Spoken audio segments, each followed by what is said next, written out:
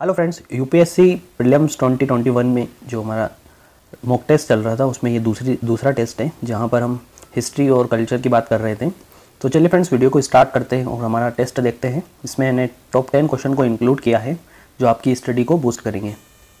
पहला क्वेश्चन है, निम्नलिखित युग्मों पर विचार कीजिए। तो पहला युग्म देखिए आप, पट्टचित्र जो है उड़ीसा से संबंधित है, फर्ड जो है राजस्थान का है और पिछवाई जो है कर्नाटक का है। तो देखिए यहाँ पर जो ऑप्शन नंबर 3 है पिछवाई, ये यहाँ पर रॉन्ग लग रहा है क्योंकि पिछवाई जो है राजस्थान का होना चाहिए। तो यहाँ पर अगर ऑप्शन नंबर 3 गलत होता है, देखिए फ्रेंड्स एलिमिनेशन मेथड कैसे याद करते हैं। अगर आपको पता चल गया कि 3rd क्वेश्चन गलत है, दैट मीन्स यहाँ पर आपसे सही पूछ रहा है कि कौन सही है, तो ये तो गलत है।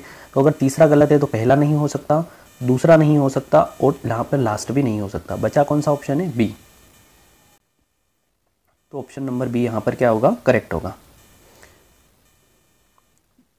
देखिए युग्म 1 और 2 सही सुमेलित है। फर्ड मुख्यतः पट्टचित्र का एक धार्मिक रूप है जिसका उद्भव राजस्थान में हुआ। इसमें लोक देवता पावजी जो जैसे देवी देवता है जो देवनारायण का चित्रण किया जाता है।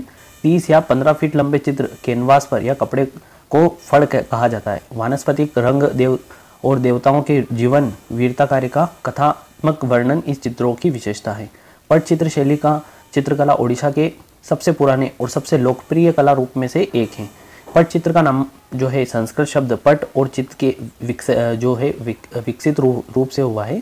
अतः पट्टचित्र कैनवास पर उकरे गए चित्र हैं जिन्हें समृद्ध रंगयुक्त अनुप्रयोग एवं रचनात्मक रूपांकनों और डिजाइनों के द्वारा व्यक्त किया जाता है। इसमें सरल विषयों का चुनाव किया जाता है जो अधिकांशतः पौराणिक कथाओं का वर्णन करते हैं। वहीं हम बात करें तो ये सुमेलित नहीं है। पिछवाई जो है, अगर आप लोग देखें तो पिछवाई जो है राजस्थान के नाथद्वारा जो टेम्पल है कृष्ण भगवान को समर्पित, वहाँ पर लगी दीवारें हैं वहाँ पर कपड़ों से टंगे हुए चित्र हैं जहाँ पर उनकी कहानियों का वर्णन मिलता है। नेक्स्ट क्वेश्चन की बात करें तो देखिए, अलाउद्दीन खिलजी द्वारा निम्नलिखित में से कौन से कदम उठाए गए हैं।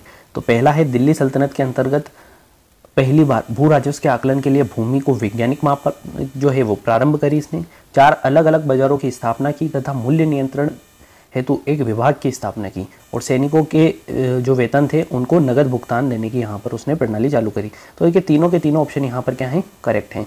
अलाउद्दीन खिलजी ने ही बाजार, देखिए सबसे इंपॉर्टेंट है इसका मूल्य नियंत्रण, बाजार जो था उसमें मूल्य नियंत्रण पद्धति जो ये लेके आया था। इसकी खास बातों की बात करें तो इसने जो विशाल स्थायी सेना का गठन किया, सबसे बड़ी स्थायी सेना इसने रखी जिसे वेतन का भुगतान नगद किया जाता था।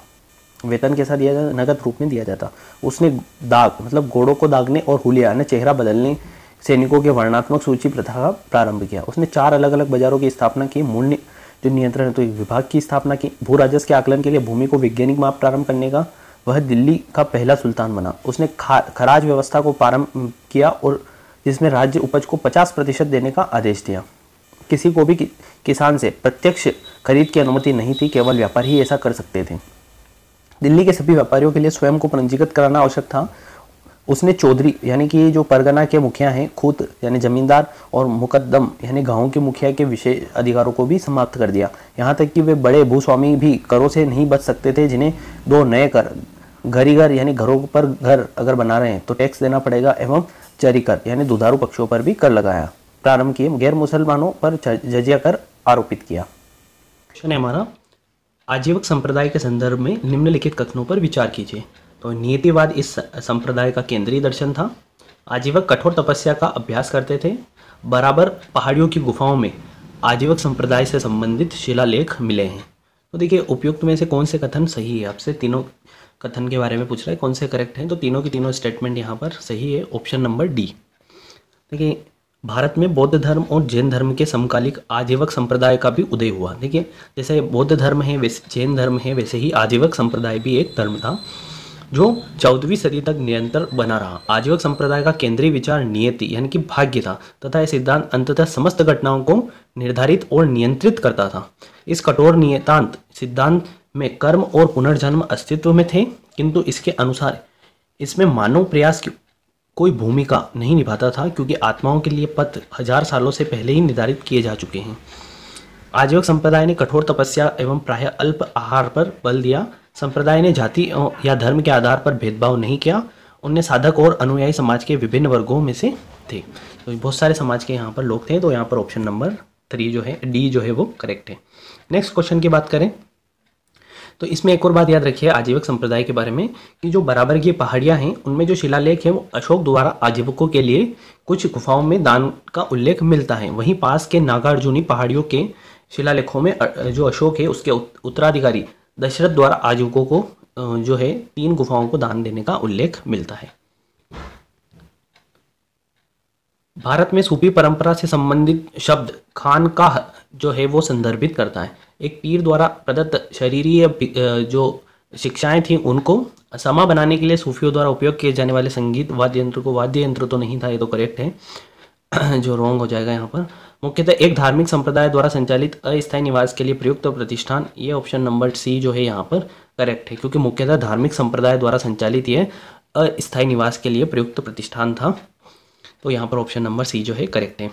11वीं शताब्दी तक सूफी वाद कुरान के अध्ययन और सूफी प्रथाओं से संबंधित साहित्य के साथ एक सुविकसित आंदोलन के रूप में स्थापित हुआ। संस्थागत रूप से सूफियों ने धर्मशाला या खानकाह यानी फारसी के आसपास समुदाय को संगठित करना प्रारंभ कर दिया।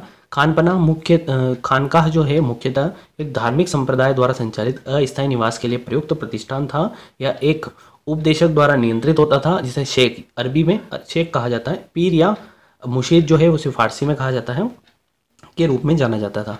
ये अनुयायियों मुरीदों का नामांकन एवं उत्तराधिकारियों खलीफा की नियुक्ति करते थे। ये आध्यात्मिक आचरण और खानकाह में रहने वाले के साथ साथ जन सामान्य एवं शेख के माध्यम जो है वो परस्पर नियमों का निर्धारण भी करते थे। इसके बाद राष्ट्रकूट वंश के संदर्भ में निम्नलिखित कथनों पर विचार कीजिए। इसकी स्थापना सुंगुटवन द्वारा की गई और इसमें अधीन पहली बार मंदिर वास्तुकला की वेसर शैली का विकास हुआ और इन्होंने संस्कृत, जैन और कन्नड़ साहित्य को संरक्षण प्रदान किया। तो अगर आप देखें तो सुगुटवन द्वारा इसकी स्थापना नहीं की गई है। अगर पहला ऑप्शन गलत है तो आप लोग एलिमिनेशन से इसको सोल्व कर सकते हैं इजीली। अगर तीनों ऑप्शन में ए आ रहा है तो इसका मतलब ऑप्शन नंबर डी जो है यहाँ पर करेक्ट होगा। अब देखिए दंती दुर्ग ने इसकी स्थापना करी थी, आप लोग याद रखिएगा। दंती दुर्ग जो था इसके द्वारा इसकी स्थापना की गई थी। राष्ट्रकूट शासक कन्नड़ मूल के थे, कन्नड़ भाषा उनकी मातृभाषा थी। दंती दुर्ग राष्ट्रकूट वंश का संस्थापक था। देखिए ये दंती दुर्ग जो है राष्ट्रकूट वंश का संस्थापक था, बहुत सारे एग्जाम में पूछा गया है। उसने गुर्जर शासकों को पराजित कर मालवा पर अधिकार किया। सेंगुटवन संगम काल के चेर साम्राज्य का एक शासक था। कथन दो भी गलत हैं। जो चालुक्य था उसके कला के महान शासक संरक्षक थे। जो चालुक्य थे वो थे इस कला के जो संरक्षक कहा जाता है। इन्हें संरचनात्मक मंदिर वास्तुकला को वेसर शैली विकसित की। हालांकि वेसर शैली राष्ट्रकूटों और होयसेल वंश की तरह ही अपनी पराकाष्ठा पर पहुंची। राष्ट्रकूटों की कला और वास्तुकला को एलोरा और एलिफेंटा की गुफाओं में देखा जा सकता है। एलोरा का सबसे उल्लेखनीय मंदिर कैलाश मंदिर, आप याद रखिएगा। एलोरा में जो है वो सबसे फेमस है कैलाश मंदिर। राष्ट्रकूट ने जो है व्यापक रूप से संस्कृत साहित्य को संरक्षण प्रदान किया। जैन साहित्य राष्ट्रकूटों के संरक्षण की तरह ही विकसित हुआ। कन्नड़ साहित्य के प्रारंभ को राष्ट्रकूट शासक के दौरान देखा जा सकता है। कन्नड़ भाषा में प्रथम काव्य अमोघ वर्ष द्वारा रचित कविराज मार्ग था। इसके बाद नेक्स्ट क्वेश्चन की बात करें तो यहाँ पर आप लोगों को कुछ स्थल दिए हैं और आपको पूछा है कि इनकी संरचना कहाँ से प्राप्त हुई है। पहला है विशाल स्नानागार जो कि मोहनजोदड़ो से, तो आप लोगों को ये पता है होना ही चाहिए एटलीस्ट कि स्नानागार जो है वो मोहनजोदड़ो से प्राप्त हुआ। अगर पहला क्वेश्चन सही है तो ए, बी और सी यहाँ करेक्ट होने, बी का ऑप्शन एलिमिनेट आप कर सकते हैं। अन्नगार जो है हड़प्पा से मिला है और गोदीबाड़ा यानी कि डॉकयार्ड जो है वो लोथल से मिला है। तो अगर आपको पता है कि जो लोथल है वहाँ से जो शिपयार्ड जाता है, मतलब यहाँ पर एक बंदरगाह हुआ करता था गुजरात के यहाँ, अगर आप मैप में देखें तो यहाँ पर लोथल जो है वो डॉकयार्ड हुआ करता था। तो अगर आप देखें तो दूसरा भी स्टेटमेंट यहाँ पर करेक्ट है। इसका मतलब ऑप्शन नंबर डी जो होगा यहाँ पर करेक्ट होगा। मोहनजोदड़ो की जो में खोजा गया सर्वाधिक प्रसिद्ध भवन जो है विशाल स्नानागार है। यह 6x12 मीटर की ईंटों द्वारा निर्मित एक उत्कृष्ट संरचना है। इसमें एक हौज है जिसकी लंबाई और चौड़ाई 11.88 × 7.01 मीटर तथा गहराई 2.43 मीटर है। इसकी उत्तरी और दक्षिणी सिरों पर सीढ़ियां निर्मित है। और हड़प्पा में एक अन्नागार पाया गया है। और तीसरा क्वेश्चन स्टेटमेंट भी बिल्कुल करेक्ट है। लोथल के ज्वारी तट में एक वृहद संरचना स्थित है जिसकी समुद्री जहाजों के लिए एक गोदीबाड़ा यानी कि डॉकयार्ड के रूप में पहचाना गया है। इस बात का प्रमुख साक्ष्य है कि सिंधु घाटी के नगर उस दौर की अन्य सभ्यताओं के साथ बड़े पैमाने पर व्यापार करते थे। मौर्य प्रशासन के संदर्भ में निम्नलिखित कथनों पर विचार कीजिए। मौर्य सेना को केवल भूमि अनुदान के रूप में भुगतान किया जाता था। देखिए यहाँ पर शब्द आया है केवल, इस पर फोकस करिएगा कि जब भी आप लोगों को केवल शब्द दिखे तो दैट मीन्स है कि वो स्टेटमेंट क्या होगा, गलत होगा, क्योंकि ज़्यादातर केवल यूज़ जो वर्ड होते हैं वो गलत होते हैं। इसलिए अगर ऑप्शन नंबर ए को आप हटा दें तो आप लोग एलिमिनेशन से इसको ईजिली सोल्व कर सकते हैं। यहाँ 1, 2 और 3 है ऑप्शन नंबर, तो आप इसको भी हटा दें तो आप लोग देखोगे कि जो स्टेटमेंट है उसमें केवल और केवल सी ऑप्शन ही ऐसा है जहाँ पर ऑप्शन नंबर ए नहीं है। तो इसका आंसर जो होगा वो सी होगा। मौर्य साम्राज्य के में एक सुव्यवस्थित गुप्तचर व्यवस्था विद्यमान थी, करेक्ट है ये। साम्राज्य को कई प्रांतों में विभाजित किया गया था और प्रत्येक प्रांत को राजकुमार के अधीन रखा गया था, ये भी एकदम करेक्ट है। क्योंकि आपको पता हो तो अशोक जो है, अशोक को अवंती का जो है वो राज्यपाल बनाया हुआ था और वो यहाँ पर मौर्य साम्राज्य से ही संबंधित था। इसके बाद हम बात करें, देखिए कथन एक सही नहीं है क्योंकि मौर्य सेना जो है वो सुव्यवस्थित थी और सेनापति के नियंत्रण में होती थी। वेतन का भुगतान नगद में किया जाता था। कौटिल्य ने सैन्य अधिकारियों के पदानुक्रम के अनुसार वेतन का निर्माण किया। ऑप्शन नंबर 2 जो है वो करेक्ट है। गुप्तचर सेवा या गुप्तचर व्यवस्था को सेना के बाद मौर्य शासन के मुख्य आधार स्तंभ के रूप में वर्णित किया जा सकता है। सम्राट द्वारा गुप्तचरों के समूह को नियुक्त किया जाता था जो विभिन्न प्रकार के रूप धारण करने में सक्षम थे। उन्हें गुप्तचर विभाग द्वारा नियंत्रित किया जाता था। इस काल में जो सांकेतिक लेखन का उपयोग भी किया गया था और वाहक कबूतरों के रूप में सेवा ली जाती थी। ऑप्शन नंबर 3 भी जो है वो करेक्ट है। साम्राज्य में कई प्रांतों में इसको विभाजित किया हुआ था और प्रत्येक प्रांत को राजकुमारों के अधीन रखा गया था। नेक्स्ट क्वेश्चन की बात करें तो दिल्ली समझौते, जिसे सामान्यतः गांधी इरविन समझौता कहा जाता है। देखिए दिल्ली समझौता आप लोग याद रखिएगा क्योंकि आप लोगों को गांधी इरविन समझौता तो एकदम दिमाग में आ जाएगा लेकिन दिल्ली समझौता एकदम होगा नहीं, इसलिए आप लोग याद रखिएगा कि जो गांधी इरविन समझौता है उसे ही दिल्ली समझौता कहा जाता है। दिल्ली समझौते के निम्नलिखित कथनों पर विचार कीजिए। पहला है, गांधी जी सविनय अवज्ञा आंदोलन के निलंबन हेतु सहमत हो गए थे। एकदम करेक्ट स्टेटमेंट है ये। सरकार ने शांतिपूर्ण और गैर आक्रामक धरने के अधिकार को सहमति दे दी थी, ये स्टेटमेंट भी करेक्ट है। भारतीय राष्ट्रीय कांग्रेस ने कराची अधिवेशन में इसका समर्थन किया था, तो ये स्टेटमेंट भी यहाँ पर करेक्ट है। तो ऑप्शन नंबर डी जो होगा यहाँ पर राइट होगा क्योंकि तीनों की तीनों स्टेटमेंट क्या है, करेक्ट है। सरकार की ओर से इस भी निम्नलिखित शर्तों पर सहमत हुए थे कि कौन कौन सी शर्तें उन्होंने मानी। हिंसा का दोषी नहीं होने वाले सभी राजनीतिक कैदियों को तुरंत रिहाई दी जाएगी, ये बात बिल्कुल सही है। सभी को यहाँ पर तुरंत रिहाई देने का बात कही गई। अभी तक जमा नहीं किए गए समस्त अर्थदंड माफ, ऐसी समस्त भूमि की वापसी जिसे अभी तक किसी तीसरे पक्ष को नहीं बेचा गया हो। इस्तीफा देने वाले सरकारी कर्मचारियों के साथ उदारतापूर्ण व्यवहार, व्यक्तिगत उपभोग के लिए तटीय गांवों को नमक बनाने का अधिकार दिया गया। शांतिपूर्ण और गैर आक्रामक धरनों को, इसलिए देखिए यहाँ पर जो है आप देखें तो भगत सिंह और इनको जो फांसी थी वहाँ पर स्टेटमेंट रखा था कि भगत सिंह को भी आप लोग रिहाई दे दीजिए, लेकिन वो हिंसा के दोषी होने के कारण गांधी जी उनका ज़्यादा सपोर्ट नहीं कर पाए, दैट्स वाई उनको फिर फांसी दे दी गई। खेड़ा सत्याग्रह के संदर्भ में निम्नलिखित कथनों पर विचार कीजिए। यह भारत में गांधी जी की असहयोग की प्रथम कार्रवाई थी, ये एकदम करेक्ट है। भू राजस्व की दर में अत्यधिक वृद्धि के विरोध में ये हुआ था, तो ये स्टेटमेंट थोड़ा सा गलत लग रहा है यहाँ पर। तो अगर आप लोग देखें ऑप्शन नंबर 2 को आप एलिमिनेट करते तो पहला, तीसरा और चौथा तो गलत हो जाएगा। दैट मीन्स आपके पास केवल और केवल ऑप्शन नंबर बी ही यहाँ पर करेक्ट है। तो पहला कथन सही है। 1918 के खेड़ा सत्याग्रह में गांधी जी की असहयोग की प्रथम कार्रवाई थी। 1918 के अकाल के कारण गुजरात के खेड़ा में, देखिए गुजरात के खेड़ा में फसल में नष्ट हो गई और राजस्व संहिता के अनुसार यदि उपज का उत्पादन सामान्य से 1/4 कम हो तो किसानों को छूट का अधिकार होता था, परंतु अधिकारियों ने छूट देने से मना कर दिया।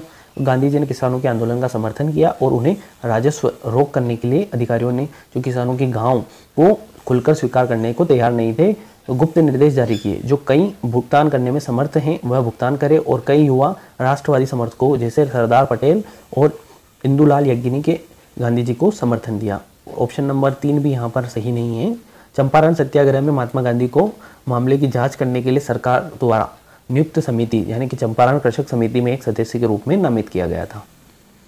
लास्ट जो नेक्स्ट क्वेश्चन है, 1904 में लॉर्ड कर्जन द्वारा भेजे गए यंग हस्बैंड मिशन का उद्देश्य निम्नलिखित में से क्या था। तो भारत में डोमिनियन स्टेट की स्थापना करना, तिब्बत के साथ मैत्रीपूर्ण संबंध स्थापित करना, भारत के उत्तर पूर्वी हिस्सों में आदिवासी विद्रोह को दबाना, उपयुक्त में से कोई नहीं। तो ऑप्शन नंबर बी जो है यहाँ पर करेक्ट होगा। तिब्बत के साथ मैत्रीपूर्ण संबंध स्थापित करने के लिए भेजा गया था। तिब्बत पर चीन के नाममात्र आधिपत्य के अंतर्गत बौद्ध भिक्षुओं के धर्मतंत्र का शासन था। तिब्बत के साथ मैत्रीपूर्ण संबंध स्थापित करने के ब्रिटिश प्रयासों के पूर्व में कुछ परिणाम प्राप्त नहीं हुए थे और भारत में लॉर्ड कर्जन के आगमन के समय जब एक गतिरोध बन गया था, तिब्बत पर चीन आधिपत्य प्रभावहीन था और आलसा पर रूसी प्रभाव बढ़ रहा था तथा तिब्बत में रूसी हथियार और गोला बारूद के पहुंचने की रिपोर्ट आ रही थी। ऐसे में करजन की चिंताएं बढ़ गई और उन्होंने तिब्बतियों को एक समझौते के लिए राजी करने के लिए करजन यंग हस्बैंड को नेतृत्व में एक छोटी सी गोरखा टुकड़ी की विशेष मिशन पर भेजा था। तो ये थे फ्रेंड्स हमारे टॉप 10 क्वेश्चंस। आई होप कि वीडियो आप लोगों को पसंद आया होगा। मिलते हैं नेक्स्ट वीडियो में। Thank you.